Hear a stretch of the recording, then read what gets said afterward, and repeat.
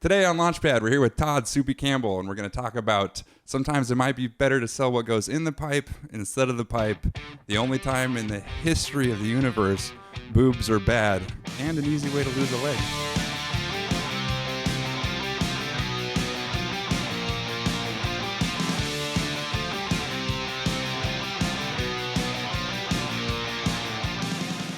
Brad's told me that you've kind of been through all of it when it comes to business. You've been through successful businesses. You've been through businesses that have gone through hard times, and you've just done a little bit of all of it. And I've been excited to talk to you about it. I've done quite a few different types of businesses, and some have failed, some have succeeded, and I'm still working on it. Why don't you grab yourself a beer? So, what was your first business? What got you started? Oh wow. My first business, I think, was right out of high school, and we opened up a company, called Grandma's Country Flowers. I knew a guy that sold flowers out of a van or a car on the side of the road. He had about 5 people that worked for him, and I used to work for him. And a buddy and I got together, and we decided we were going to make a bigger empire out of it. The flower empire. Yeah. So we tried to sell to like fraternities, sororities for different events, schools for different events. Back then, the middle schools and the elementary schools would have flowers for Valentine's Day, stuff like that. And so we tried to make it more into a corporate thing instead of just sitting on the side of the road and selling flowers. And then, of course, for Valentine's Day, we started the company right before Valentine's Day, basing everything on Valentine's Day. And we did sell we sold quite a few. But we just couldn't make it, one of those things where there just wasn't enough demand for our product year round. And a buddy of mine from high school drew up a really nice. So would you guys go to get a storefront? How'd you go about it? Like what was the steps there? You went from a van down by the river to basically out of my friend's garage. And nice. But we thought if we advertised to different places that might need flowers on a regular basis. So our big thing was, we had to have a logo. So a buddy of mine was an artist from high school. He drew a picture of a grandma running with a dozen roses in her hand. Very cool. And that was our logo, and we called it Grandma's Country Flowers because we wanted it to be wholesome, Of course, yeah. A bunch of high school kids, wholesome. Right. In between joints. Yeah, exactly. So anyway, yeah, we just, there wasn't enough demand for it, and they kind of fizzled out. So then a couple of years after that, that same business, Mike Atkins is his name. He's a very good friend of mine. We've been friends ever since high school. And if it tells you anything, when we were in English class together in high school, the teacher literally put him in the far back corner and me in the far left corner. So you guys are bad news together. So we could be as far apart as possible and still be in the same room. Yeah, we were kind of troublemakers. But a few years after that, what's the biggest thing you guys got in trouble for in school? Well, we were too smart to get in trouble. What's the biggest thing you should have got in trouble for? Well, oh boy. Okay. So senior week, the last week for seniors, the seniors always pull all kinds of different pranks. So I used to, the same guy that sold the flowers on the side of the road, he also used to do fireworks during the 4th of July. And if you ever saw, they don't have them anymore because now they rent out vacant buildings, but they used to have This tents. is just a side of the road business guy, right? Yeah, he is. And he's done quite well with his side of the road business. Yeah. This guy sells it. He has done quite well. But he used to put tents up, and I ran one of his tents, and we actually slept there for the whole week we had to stay there and guard the inventory. So I was on the corner of Southport Road and Madison Road. There was a muffler shop, I think, there. And I camped out there for a week. But anyway, it allowed me to collect a lot of, and back then it was all legal stuff. It wasn't, the stuff that you can get now. It was mostly giant smoke bombs and screamers and stuff of that nature. So I had this huge... You mean to tell me the fireworks are more intense now than they were then?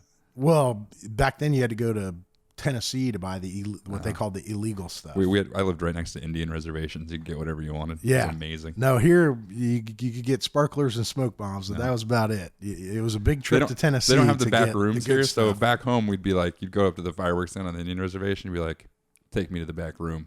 Oh yeah, there you go. And then you go to the back room, and we tried that here, and they looked at us like, you need the bathroom? Like, what do you mean the back room? I'm like, the back room where all the good stuff is. Right. They don't have that here. Anyway, carry on. Sorry.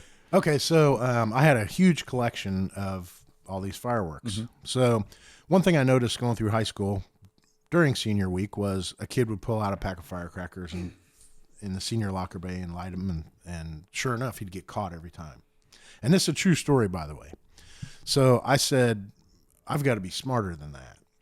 So I had this huge collection of smoke bombs. I duct taped smoke bombs together and screamers to be about, I don't know what radius, a small pizza. Basketball size. Yeah. I mean, it was a huge, they were just all duct taped together.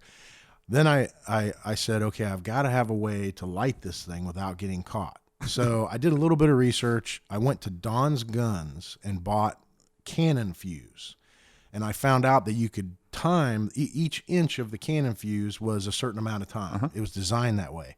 So I wired the whole thing up and put a minute of cannon fuse on the end. So I would have a minute, 60 seconds to walk away. So I take this thing out of my locker. I put it on top of the lockers in the locker. I love the criminal engineering going into this. I light it, and during senior week, all the teachers and even the principal would stand in a perimeter around the lockers to make sure nobody was getting away with any funny business. I literally walked over and stood next to my principal. I had the best alibi you could possibly have. And at first, the cannon fuse was just making a little bit of smoke, and he kind of popped his head up and looked over, and he said, looks like it was a dud. And then all hell broke loose. I mean, you could not see your hand in front of your face. There was so much smoke. And, of course, nowadays, I'd probably spend the rest of my life in jail for something like that. You would be in prison. That was a terrorist attack. Hopefully the statute of limitations is done on that, because everybody knew I did it, but they could never prove it, But, it was all harmless fun, and the librarian came rushing. The library was directly across from the locker bay, and she came rushing out screaming, it's going to blow, it's going to blow. And it was just smoke bombs is all it was. But it was that's fantastic. It was pretty fun. So, yeah, I was always too smart to get caught. I was up until I wasn't, and then I wasn't. But my dad's advice growing up was, do whatever you want, just don't get caught. If you get caught, you're in trouble. Right. It means you were dumb enough to get caught. Yep. So that's all I care about. So, that's the same boat. It's fun talking to entrepreneurs. They seem to teeter on criminal. There's like a fine line between criminal and entrepreneur. Right. Well, I think it's just that creative mentality. Yeah. What can I get away with? Where's the gray area? Sure, what can I do? Sure. Yeah, absolutely. So we left flowers, and I sidetracked you. Then we moved on to your buddy. So you're in class. About 2 years after the flower business, and this is the same buddy that I used, that I did the flower business with. We decided to open it was downtown on Mass Avenue, and it was a kind of a knick-knack / art gallery. And everybody called me Soupy, and his name's Mike. And a lot of people call him Mikey. So I mixed our names together and came up with Yepakumoys. And that's what we named the business. Sounds Indian. In retrospect, back then Lollapalooza was really a big thing. And, we wanted it to sound interesting and different. But unfortunately for us, like Nuvo did a write-up and they said, Yeppy somethings, blah, blah, blah. It just wasn't a good name for name recognition. Yeah. But, so we sold. I like all these lessons you're learning. We sold, candle holders, incense. But then as we're going through all these ordering type magazines, we run across all this. I don't have any other way to put it, but it was a head shop material, pipes, water pipes, stuff like that. Mm-hmm. So the building that we rented was upstairs, and in the front room, it was all the knickknacks, candle holders, and artsy type stuff. On the other side of the building was just empty space. So we made that into a local artist art gallery. Each month we would feature different local artists. And then the back room was just a small room, but we were like, let's sell pipes and stuff out of here. And of course, that was our number one seller. Yeah, that makes sense. So, but then the mall opened up, the Circle Center Mall, and all the business went down to the mall. A lot of people weren't shopping, and we were on the second floor of that building, which probably didn't help us. There was no elevator; it was stairs. You needed to start selling what goes in the pipe. People go upstairs for that. Right. Yeah. But tobacco. So that business went out of business as well. Okay, so we're on business number 2. And just to let you know, we did not sell a lot of local art, which was disappointing. Indianapolis, I guess, just isn't a big. It's the same way with bands. Original bands. Indianapolis just isn't the place to support that kind of thing. I think it's changing a little bit. Well, it's getting better. I'm an optimist in that regard. It's getting better. I just had that conversation today with somebody about how the scene is slowly changing. I feel like when I moved here, I'm going to say I was the catalyst. It is getting better. That's not better. even remotely true. But all the scene for everything seems to be changing. The craft beer scene, maybe that's it. People are drunker. Yeah. So people are buying our local art. They're digging the local stuff more. Yeah. But yeah, across the board, whether it be startups and venture capital and everything, it seems to be moving in a positive direction. I would agree. I think it's better now than it's ever been. Yeah, definitely. But I've had a lot of friends that were in bands over the years, and I've seen them struggle, and it's just frustrating. Then you have cities like Seattle, back in the 90s, where anything original was like, just people would flock to see it. And yeah, that went the other direction too. Like people were seeing all kinds of stuff that were like wasn't even that great. Right. But there's some great original bands. There have been over the years here in India, and there still are. There's a lot. Absolutely. I'm actually headed down to Nashville. Have you been to Nashville on the Strip? No, I have not. It's a little touristy, but if you want to go to the most amazing live music scene I've ever been to, you just go from bar to bar, and the bands, they play for free. And there's a waiting list to be a band that plays in these bars that play for free. So they play for free and they pass around the tip jar. But it's the most amazingly talented musicians, and it's one after the next after the next after the next. It's really cool. I would like that. It's all bluegrass and there's some rock, but it's a great scene. So I'll have to check that out for sure. So you went from flowers to a art/head shop. Head shop, basically. And so you've gotten your ass kicked twice now. Yeah. What's the next one? Well, we're learning along the way. Okay, so then I went into real estate, and I began my real estate career working for a private investor in town. And he basically flipped. Well, we were flipping houses before they called it flipping houses. They didn't even call it that back then. Your house flipping hipster. Yeah. So I worked for him for quite a few years, and then I went back to college, finished my degree. Now, what degree did you flip? Did you go in and actually reno the houses, or were you just We did what is a mowing the lawn and we did a 2-year rent to buy program with most of the houses that we did. And so he would work the Marion County Sheriff's Sale, and there's about anywhere from 300 to 600 houses every 6 weeks that go through foreclosure. So my job How many? Anywhere from 300 to 600 per week. No, every 6 weeks. Every 6 weeks. Yep, every 6 weeks they have the sheriff's sale. That's still a lot, or sounds like a lot. Well, if you consider how many houses are in Marion County, it's not that many, right? And that number fluctuates too. Yeah. But so my job was to drive around and look at all the houses on the list and see if we wanted to buy them or not. See if there were homeless people living in them or not. Well, they weren't homeless at that point because they were in the home. Yeah, pre-foreclosure, they're still fair. Okay. Now there were times where we would have to go and tell people they had to leave after the foreclosure. When we bought the house. I was talking about more like had been the homeless people had moved in. Well, and that happened some too. When I branched off and did a few rent to owns flip houses with my dad. And there were times where we had a vacant house, for sale for rent. And I'd go over to check on the house, and people had moved in. There were several times that happened. And I'd knock on the door, and they were just living there. Possession is 9/10 of the law. And I'm like, no, you don't live here. How did you handle that? You just call the sheriff and be like, yeah, that's all you can do. I suppose. Yeah, I wouldn't try to handle that myself. No, it wouldn't be wise. It wouldn't be wise. So how'd that go? Good. Carry on. Sorry, I'm very distracted. Okay, so then I had a situation where I moved out of state. I got engaged and moved out of state. Oh, sorry. And so Yeah. And it worked out just about like that. Sorry about your luck. So that's when I quit I'm not working for the at all. investor. And when I came back, I was like, he said, well, I've already given your job to somebody else. What can I do? So I said, well, geez, I didn't know what to do with myself at that point. So that's when I went back to college, decided I was going to finish my degree. And that's when I went I got a degree in behavioral science. But I had dropped out of IU many years before that. IU was too fun for me to go to class. So it wasn't important to me at the time. A few years later, when I moved out of state, I realized, in state, I always had connections. I always knew people. I knew I'd always have a good job. But all of a sudden I was, in a situation where I knew no one, except for my fiance, and that didn't really help me at all. Yeah, networking is very important. Hear that, everybody out there? Networking is the most important part. Definitely. It's not what you know, it's who you know, then it's what you know. Yeah. So when I moved back, I said, you know what, I'm ready to be serious about college and get my degree.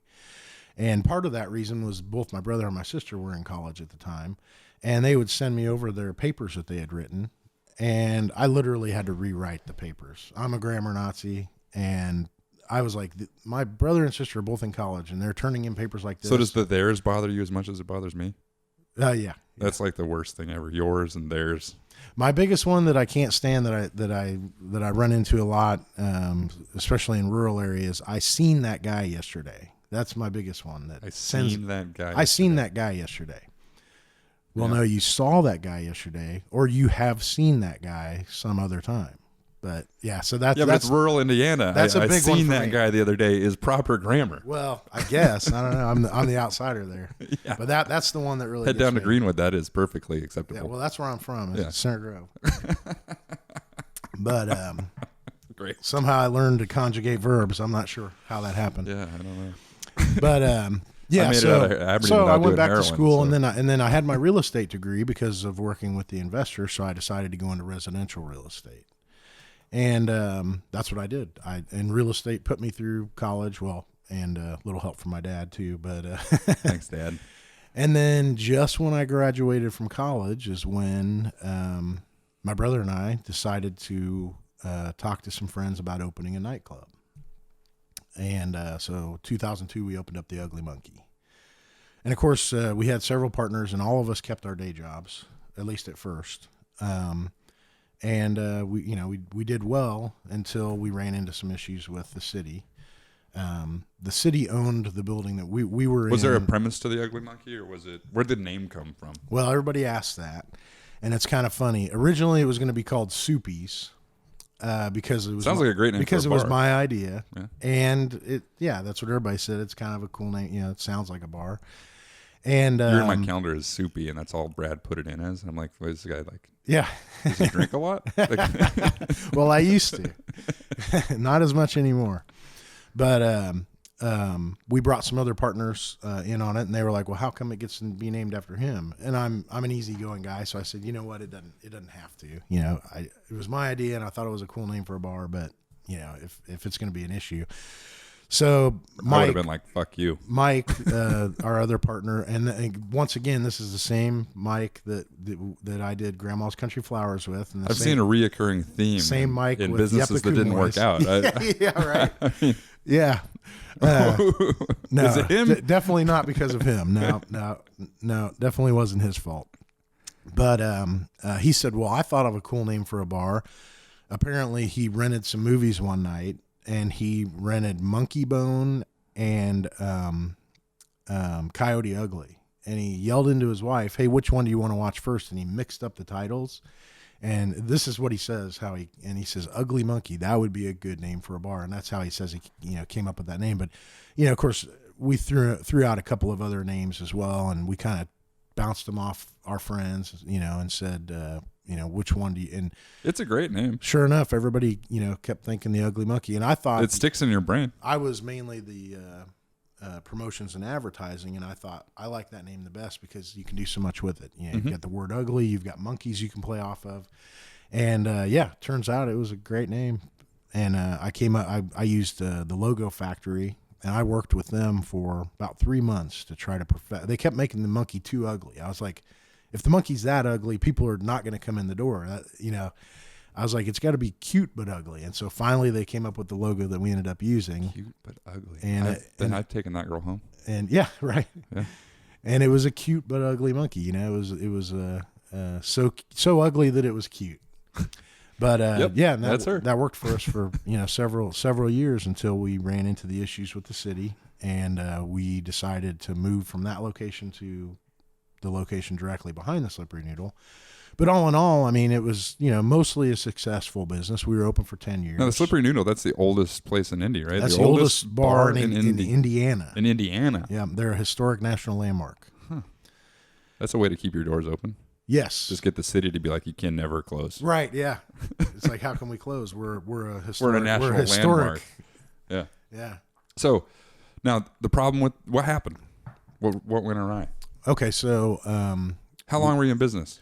How long was this going well? Well, we opened up in August of 2002, and then in October of 2003 is when our troubles began. And we were having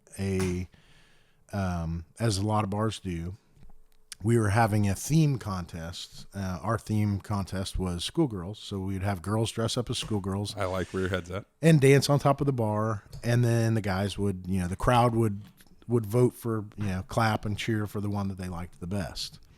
And, of course, this happens in a lot of places. Unfortunately for us, in October of 2003, Excise was in the building the night we had our grand finales for the contest, and two of the girls flashed the crowd their boobs. Now I wasn't there at the time. I was down in Alabama on some other business. Sorry. But, so I didn't even get to see the boobs that caused all the problem.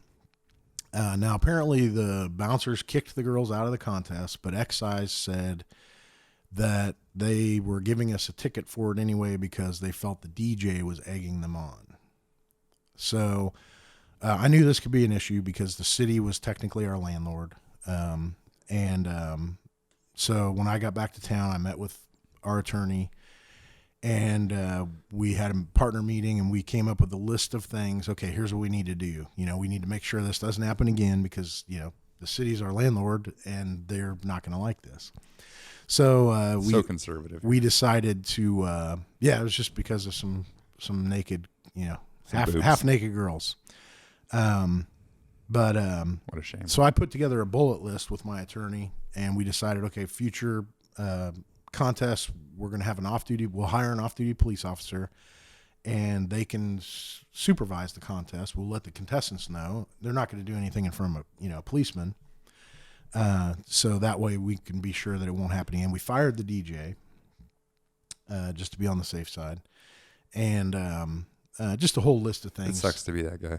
Yeah. Yeah. Yeah. But, there were some other issues. It wasn't just because of that incident, but that incident probably didn't help.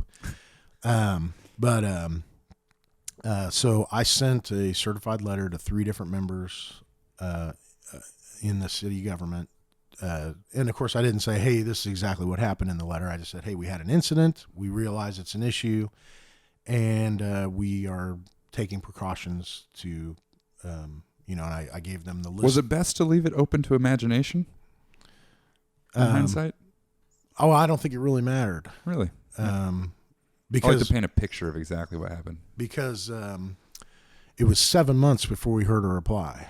I never got a phone call about the letters. Those are the worst. Never got where you think it's blown over. Yeah. And then boom. That happened with I never heard back from anybody, so I thought, well, everything's fine. Like, it's a month before the statute of limitations on the lawsuit, and then boom. Yeah, right. Like, God damn it. Yeah, we were business as usual. We kept to our guns and made sure that we followed that bullet list so that the issue, of the girls getting out of hand did not happen again, and it didn't happen again. And April of the next year, it was the very end of April. It was about 7 months later. We get to the bar, and taped to the front door is an eviction notice. Over some boobs? And we open it up, and it says that they are evicting us immediately, and lease is null and void because we allowed nudity. So, of course, we built a lot of that place ourselves. You know, we started on a shoestring budget. It's not like we could just. This is seriously all that happened. Yeah. Yep. That's it. Yep. Some girls trying to win a contest put you out of business. Yeah, pretty much. Well, but they didn't technically put us out of business because we battled the city. We called our attorneys and we actually sued the city for wrongful eviction. And that's when the city went to the press and it hit the press and it was a huge deal. And we battled them for over a year. We spent almost $150,000 on attorney's fees. Damn. And we stayed open until, originally we sat down with the city. Wouldn't it have been cheaper to just move at that point? Well, hindsight. Hindsight's always 20/20. At the time, we did not realize it would cost so much, and our attorneys, kind of led us to believe that it wouldn't cost that much. Attorneys do that. Yeah, they really do. They don't like to look at the worst case scenario. It will be $10,000, and then $100,000 later, they're like, we were being conservative. Right. Like, no, asshole. I want to know how much it could cost, not what you think what you think you could get it done for. Right. So, when this all happened, it started out with the attorneys. Their attorneys would send our attorney stuff. And they love to write letters back and forth. So we decided, God, we would have a meeting. So my partners and my attorneys and the city and Browning Investments, who managed Union Station for the city. So technically Browning Investments was our landlord, but the city owns the building, so they get the last say. We all met in a room at the city county building in a conference room, and there was about 20 people all together. And we sat down and said, well, here's, we're doing everything we can to make sure this never happened again. The city said we want it in writing. We want the lease changed so that if you ever do allow nudity again, we can kick you out right away. We said, you know what? That's fine. We'll do that. Everybody agreed. Meeting adjourned. So the next day, my attorney called me and he said, hey, I just got a call. He said, I'm literally working on changing the wording right now. I just got a call from the city. And now they're saying that they want it to be if you get any liquor violations at all, that they can immediately kick you out. And basically what you can compare that to is, okay, we're going to sell you a Ferrari, but if you even get a parking ticket, we're taking the Ferrari back, and you still had to pay for the Ferrari. That's basically what that's an equivalent to, because we put a lot of money into the fixtures in the building, and that's why we fought to stay there. That's why we didn't just move. We had put our investment into the place, and so we couldn't agree to that, because if you have a liquor license and you are open to the public, you are going to get a violation sooner or later. I mean, even I haven't looked recently, but I can't even imagine the stress of trying to be in business and having to worry about getting a single violation in that regard. I mean, they just kind of come with the territory. You can't. They just, right. It's like getting a speeding ticket. Well, you're hiring some bartender that can get a violation on your behalf. Right. That's the other thing, too. What are you supposed to do? We had a large nightclub, and on a normal night we would have 20 people working, and any of those people could get a violation for us. Now, there's no way we could put our trust and faith into, that's insane. That not happening in order to sign something like that, saying, sure, we'll pack up and leave the minute we get a single violation for anything. And, no smart business person would do that. No. So that's when it continued to go. And so we had a day in court. We all got up and testified, and the city got up and testified. And it was pretty ugly. A few of the cities. This seems outrageous. Well, like, is somebody on your team being a giant asshole? No, I don't think so. Huh. It just seems absolutely outrageous. Yeah, and like I said, at the meeting that we all had, we thought we had it sorted out, but then other people in the city came in and said, no, we have to change it. I guess it is Indy.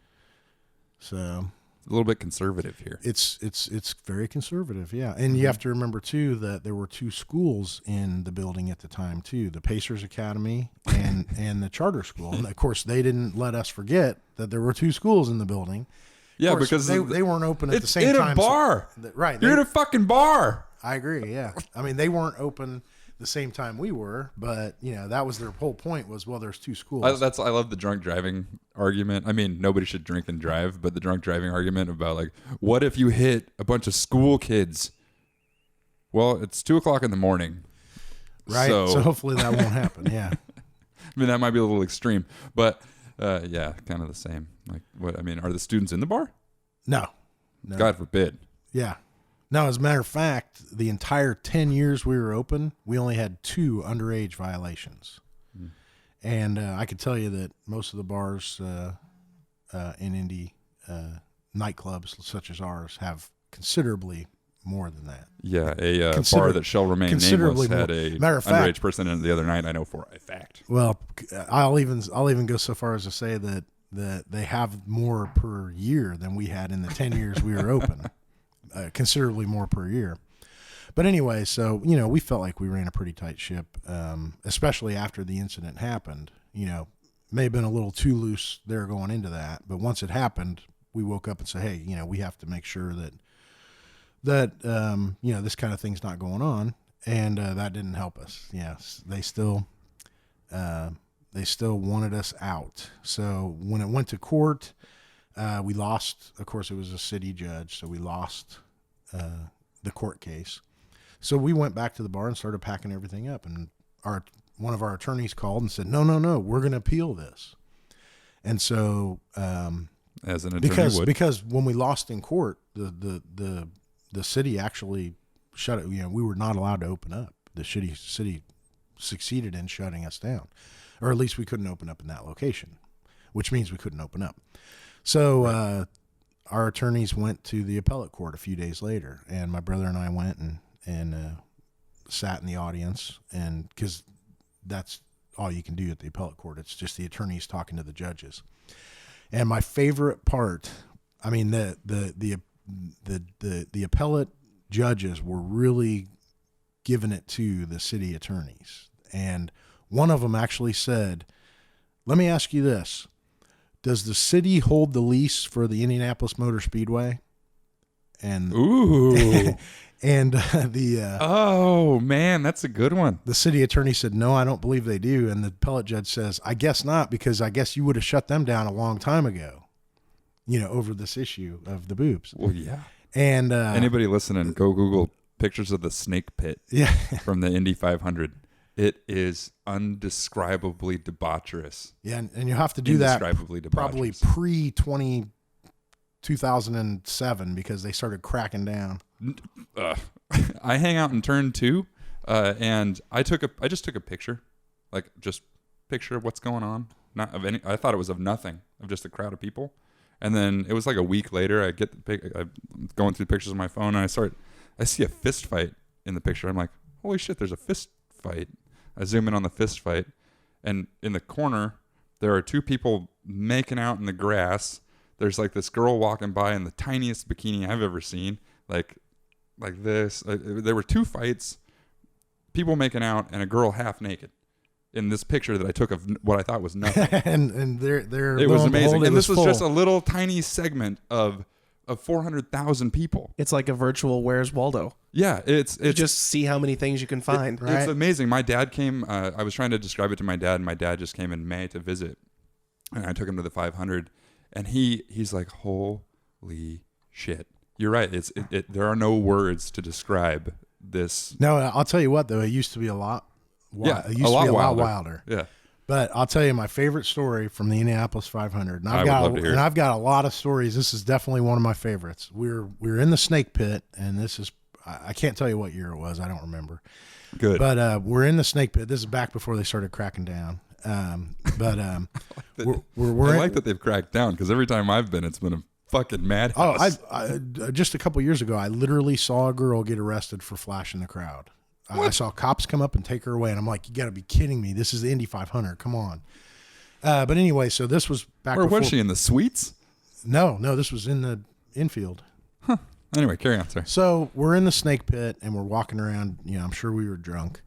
But there's probably a good chance. There's a van with 2 girls sitting on top of it. Okay, and these girls are on the back, sitting with their legs draped over the back of the van, and the crowd is around these girls, and they're all chanting, "Show us your boobs, show us your boobs," and the girls are playing to the crowd and kind of teasing the crowd, and of course that's working the crowd into more of a frenzy. And I don't know, there's 30 or 40 people now gathered around this van and these girls. And finally, the girls kind of look at each other and they got a hold of their shirts and they whip their shirts up to show their boobs. And when that happens, one of the girls' legs falls off and falls onto the ground. She had a fake leg, I guess. So the crowd's reaction was the best part. They were like, yeah. And they just kind of stopped because it just caught everybody off guard, I think. Oh, that's amazing. But I was like, that is the snake pit right there. Girl shows you her boobs and her leg falls off. That's fantastic. That's fantastic. I can't even remember all the good stories. I have that one of the what was this last year? Was it this last year? See, I don't remember. They all blur together into one giant party. It kind of does. And we have this Roadmaster station wagon we call the Deuce that we've cut the top off of. So it's a 1995 or 96 Roadmaster station wagon with the wood paneling on the side, the rear facing seat in the back, and we've cut the top off of it. We'll have to put a picture up. It's got 2 giant American flags on it, and we drive it in every year, and we always designate a driver. And that doesn't ever seem to go very well because the designated driver always ends up also getting really drunk. Right. And we're without a driver. The race is over. The infield is clearing out, and we don't have a plan as to how to get it out. So I am I'm blacked out at this point, like browned out, I'd say. And it's my idea that we should just light the car on fire because that would be the best. That's your best solution to the problem. Yeah, we're just gonna light it on fire. Away. We're gonna burn it, and we're gonna walk out. And I'm just picturing this scene in my head of us all walking out together in this group as the car is burning behind us. Right. And it'd be great in a movie. Kind of a slow motion Reservoir Dogs look. Exactly. That's exactly with my jean shorts on and no shirt. And there you go. Like it was. It would have been absolutely epic. But I got wrestled down. And they wouldn't let me do it. And I think we paid somebody that was sober that we didn't know to drive us out. Well, it's not as much of a climactic ending, but it got you either way. People were like, "How are you going to explain that? Isn't like that? Isn't that arson?" I'm like, "Well, 1, my car. 2, look at it's a death trap. It was an electrical issue of some sort. Right. Yeah. So didn't happen. Kind of glad in hindsight that it didn't happen, but I think it would have been pretty epic. Anyway, back to your bar. We're in court still. Yeah. So that was the appellate hearing to allow us to stay open, and the appellate court ruled that we could stay open until they had a chance to do their thing, to review it and come up with a ruling. So we remained open for a while longer, but in the meantime, we were negotiating with the building. It used to be called Tailgaters, and we behind the Slippery Noodle on the west side of the Slippery Noodle. And so we had negotiated with them, and we actually bought their bar and the building. And so then we went back to the city and said, okay, we'll sign your lease, that you want us to sign, but we want it in there that we can leave if we give you 30 days notice. And so they said, fine. So we signed it, and then I said, okay, here's your 30 days notice. We're leaving. And then they begged us to stay. Of course, this was a year and a half later. Now, since that happened, and of course, this whole procedure, this whole ordeal, gave me a heavy dose of politics. I mean, there were a lot of things that the city said that were not true, that they said in the press. Of course, we're not allowed to go, do anything. Well, once the press gets a hold of something and publishes it, that's what it is. Right. Sure. I mean, but there's no defamation of character. There's none of that stuff. You can't go against the city for that. Now there were a few reporters that were on our side that but nobody likes a good guy story. They all like the meat. The blood and the meat. Yes, yeah. City shuts down nightclub. Yeah. Right. That's what mainly made the headlines. And of course that hurt our business because a lot of people thought we were closed when we were actually open. So, but anyway, so in the end, we heard years later through some pretty high up sources that the city wanted that space for something, and they were doing whatever they could just to get us out of there. And that makes more sense because it seemed like they were waging such a war over such a silly thing, especially when we had corrected it. And, it's like, let's all just move on and, That makes learn sense. from our mistake, move on, do business, and everybody's happy. But they just would never. Well, what's there now? Bartini's is there now. Bartini's. Yep. I don't spend much time at Bartini's. Yeah, that was our old spot. And they still have it's a fake wrought iron railing that goes around the deck. They've added on to it. They've reinforced it with some wood, I think, but that's one of the last things that is still there from the Ugly Monkey. That was our fence around the deck. Nice. So how'd the new location go? Well, so the new location was not on Meridian Street. It was definitely not the business that we had in the other location, but we made it work for many years. Until about 2009, that's when the bad economy started hitting. I mean, it was hitting everybody, but it hit us worse because that's right when I got started. We were further away from all the other bars. And then if that's not bad enough, but they started opening new bars. So you've got a saturated market. Yeah, I mean, how many bars do you have downtown now? And there's a shitload right now. Yeah. I drove down there the other day. I was down there for a meeting, and there's, I think I saw 4 or 5 new ones opening up. See, when we first opened up the Ugly Monkey, if you were going to go to South Meridian Street, sorry, So rude. I forgot to shut my phone off. If you were going to go to South Meridian Street to a dance club, you were either going to go to Have a Nice Day, Tiki Bob's, Ike and Jonesy's, or the Bunkie. Basically 4. Now there's 20 different bars to go to. Kilroy's wasn't there. Howl at the Moon wasn't there. Bartini's and Cadillac Ranch definitely weren't there because that's where we were. Just a lot, Taps and Dolls wasn't there. Just a ton of new bars. Now, also during that time in 2009, less people, because of the bad economy, less people were coming downtown. So that's when places like the Mucky Duck, places in the suburbs started getting popular.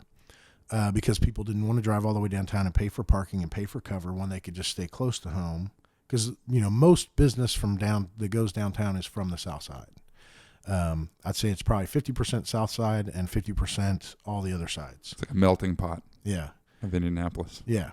But the other thing that I noticed, too, in the first couple years that we were open in the new location was that we would get a lot of people from Muncie, a lot of people from, further out. But then those people weren't coming because who had money for gas? We were in the middle of a recession.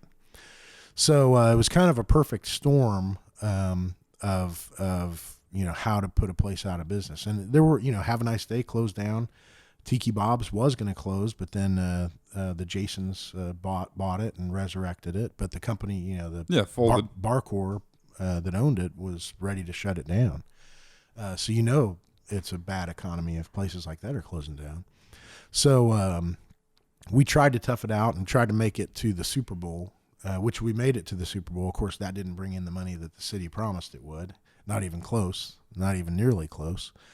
But after the Super Bowl was over, we said, I think it's probably You made it a ways then, because that's when I moved here. Yeah, 2012. Yeah. So we were open 10 years. We opened in 2002 and closed in 2012. Damn. We closed in like June or July, so we were just a couple months short of 10 years.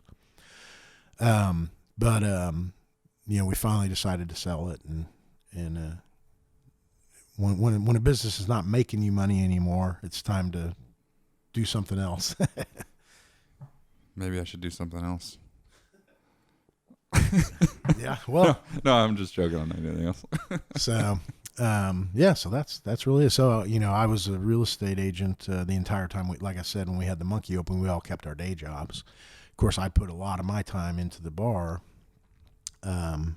So my real estate business was a little bit neglected at the time, unless I had a client, and then I, made sure to take care of them. But I was advertising the bar. I wasn't really advertising myself. Mm-hmm. So when we closed the bar, I said, well, I love real estate, and I've always really enjoyed it. And so I decided to go back into that full time and actually advertise myself instead of advertising the bar. And it's been going very well. Awesome. Been with Keller Williams since July of 2012. And it's a great company. It's a great real estate company. They specialize in residential? I specialize in residential, yep. And what area, what region? Well, I don't do any area. So anyway. My office is in Carmel. I'm from Center Grove, so I do most of my business on the north and south side because that's where I'm at, Yeah, makes sense. and that's where I know the most people. But I don't ever turn down business. I think in today's information age, the days of an agent being an expert on a certain neighborhood or a certain area are kind of obsolete. Because if somebody calls me and says, hey, I'm interested in a house in this area, can you tell me a little bit about the area? I say, well, let me consult Google. Yeah, let me call you back in half an hour, and I'll tell you all about it. And that's the other thing is clients are more informed. It used to be that somebody would call me and say, hey, I want a 3-bedroom house in Center Grove Schools, up to $175,000. Can you send me some listings? And now the way it works is somebody calls me and says, hey, I have like 8 houses that I found online I'd like to go see. Can you set up showings for those houses? They do a lot of the work now because 93% of home searches, when people decide they're going to buy a house, 93% of them start their search online because everything is available. I mean, I remember the days when the MLS system, the multiple listing service, you had one picture. You had they would drive by and take a picture of the front of the house, and this wasn't that long ago. And that was the picture that people had to go on until you actually went out and looked at it. Now you've got, are you closing deals faster because of it? Well, I think so, because it takes a lot. I'm working less on a lot of the stuff that people are doing themselves now. So I'm able to handle more clients than I used to be able to. Now, of course, it's still a tricky job. I'm constantly putting out fires and problem solving, but it's just different than it used to be. It's just in a different way, I think. Nice. That's very cool. And so you've been doing that since damn near out of school? Almost out of high school. Yeah. I've been a broker, since 1998. Yeah. I am trying to purchase my home, but because I own my own business and my business has lost millions of dollars. Oh, jeez. Sorry. I thought I shut it off. Rudest guest yet. Yep. Sorry. No, it's fine. I can't. So I had to have my lead investor buy the house, and then it's a little bit tougher to get a mortgage now. They went from one extreme to the other. Back when the recession hit, I'd honestly prefer it this way. A lot of it was because they were giving out loans. They're like, oh, you want to borrow 110% of the value? Sure, no problem. Yeah, and they realized, oh, you know what? That's not a good idea. Yeah, Kevin Trudeau type stuff. Yeah. I think didn't he go to jail? I think a few of those guys did for their get rich programs that they were advertising. Yep. Get my 6 CD set and be rich tomorrow. Right. Yeah, so I don't think that didn't work out well, but then they went to the other extreme, and now it's very difficult to get a mortgage, and they're not even allowed to do like they used to have the high risk loans. Okay, you come in, you got like a HUD credit loan score is like 550, so they would let a high risk lender charge you more interest to do that loan, and they don't only allow that anymore. So you literally, if you don't have a 620 credit, you can't get qualified anywhere. I have damn near an 800 credit score. And still, it doesn't matter. Well, your credit's good, but your debt to income ratio. Debt to income ratio is it's just. That's what's messing you up. Yeah. Yeah. It's pretty fantastic. I guess so. My mortgage broker said I missed it by 30 days. They changed the thing in the law or whatever. Yep. And they've been doing that a lot lately. Yeah. FHA just came out with like 100 new rules a couple of months ago. No, I had my. So I went in and I had my dad was going to co-sign on the loan, and I figured that they just had to cover the note on the house because that makes sense, right? Right. No, they got to cover the debt of the business. Yeah. And my dad's like, no, you're kind of screwed, kid.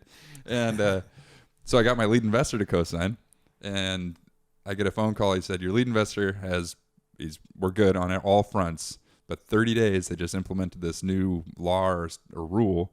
And because he's not your family, you have to come up with 25% of the down payment. Oh yeah, yep. And I'm like, I don't have 25% of the Who down does? payment. Yeah. I live in the basement and have a roommate upstairs. Right. Like what, I'm just trying to lower my rent payment here. Yeah. Come on. Yep. So, no, it's I guess it's better that way though. It'll be better for the economy to make it harder to buy a house. Well, easier. yeah. Pros and cons. Why can't we just find the middle ground? Well, and that's, it's starting to get a little bit, they're loosening up now. They are loosening up. So it is getting, better. And that's where we need to be, is in the middle, know. Nice. But keep in mind that the more they loosen up and the better the economy gets, interest rates are going to climb up.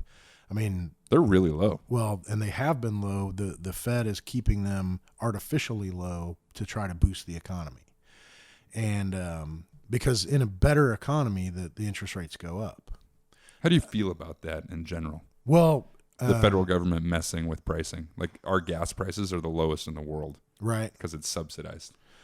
I mean, there's always going to be pros and cons to it, I mean, anytime. Well, the pros are that more people can buy a home because the interest rates are low. Okay. But the money's coming from somewhere. Well, the banks are just not making as much off of the interest. Then where is it subsidized? Well, it's not necessarily subsidized. The Fed decides what the rates are going to be. And so I don't like that. They're keeping them low so that, more people can buy. I mean, let's take advantage of it while it's there. Yeah. I would recommend anybody out there, if you're going to buy a house in the next few years, do it soon, because rates will go up, and it makes interest rates. Well, we're in the 80s, difference. like interest rates like 12%. Even higher. They got up to around 17% in the 80s. Shit. Yep. That's so much money. If you could imagine 17% then, and right now below 4%. Wow. So that's absolutely bonkers. They're practically giving houses away. So don't get there's a fixed, what's the other one called? Oh, you don't want an adjustable rate. You don't want an adjustable rate. You want a fixed rate mortgage. Yeah, exactly. How we doing on time? And get a 15-year if you can, because then the rate's even lower. Yeah. We got about 3 minutes from your heart out. Nice. It's perfect. Is there anything else? What else should we know? What is the most valuable lesson you've learned in all of the stuff you've gone through? Well, I've learned that you wanted somebody else to know something. Every business that you do or every job that you have, you can branch that out to, and they're all connected. So, I spent 10 years in the bar business, and a lot of people are like, oh man, are you disappointed? Technically it did fail because we closed down, but now I'm finding that in my real estate business, those connections that I made are gold. So 10 years of building connections. This whole show, and I didn't say it earlier, but this whole show, the premise of the show is really to talk about the failures, because the failures are the keys to the success. Sure. Always. I mean, I've had some of the most amazing times I've had is failing at something. Yep. And when I fail at something, I learn how to not do it the next time. I'll tell you what, if I opened up a bar tomorrow, I guarantee it would be more successful than the last one, because I learned everything not to do. Yeah, the Thomas Edison rule, man. I mean, I know 1,000 ways to not make a light bulb work. Yep, exactly. Yeah, that's exactly right. Yeah. So, so keep at it, and. But I would say, no matter what you do, make sure you keep good connections with people, because that's what makes any business work. Yep. All back to networking. I just hired a guy that didn't even read his resume. Through networking and through working with him, he's always been nice. He's always been cordial every time I've talked to him. And I had a whole stack of resumes, and I'm not even going to hold interviews. It's awesome. Yeah. And I think he's going to kill it. Yeah. So. It wasn't just me. It wasn't just me. At least it isn't ringing. At least it's not Randy Newman. Did I hear you've got a friend in need on one of them? Well, that's my friend. And so does he always need something? Is it Mike again? He calls me and he always needing something. No, that wasn't Mike. That was Party Man Ed. Party Man Ed. Yep. That's everybody. I give everybody nicknames, and my nickname's always. I figure if I gotta have the nickname of Soupy, everybody gets one. So now, did you prefer Soupy, or was it just your last name? They're like, well, Soupy. Well, it was high school. You're just destined to be Soupy. High school football. My freshman year, the coach had us put the white tape across our helmet and black magic marker our last name, so that he could get to know all the players when we came up from middle school. And he just started calling me Campbell Soup, Campbell Soup, get over here. Campbell Soup, you didn't block. Campbell Soup, this and that. And it just kind of caught on. And literally by the time I was a senior in high school, even my principal called me Soupy. It was just one of those things where I wasn't going to get rid of it no matter what I tried. So no, it's great. You can't beat them. Can't beat them. Join them. It so totally. I've always been Soupy. Rememberable. It sticks in your brain. Yeah, it's great. Yeah. I haven't had a solid nickname ever stick, other than people call me by my last name. I've got a bunch of people call me a lot of things, but I'll bet they do. They absolutely do. Well, I have a hard stop, which is unusual. I have to go. Go hang out with the eating champion of the world. Nice. Yeah, he's in town for the. We're already hanging out. Shrimp. No. No. What's for dinner? Yeah. No, Joey Chestnut is down at the Brass Flamingo. Yeah, very cool. So I'm gonna go do that. I haven't seen him in a year, so it's gonna be good. All right. Yeah, it's a pleasure having you on. Thank you for having me. Yeah.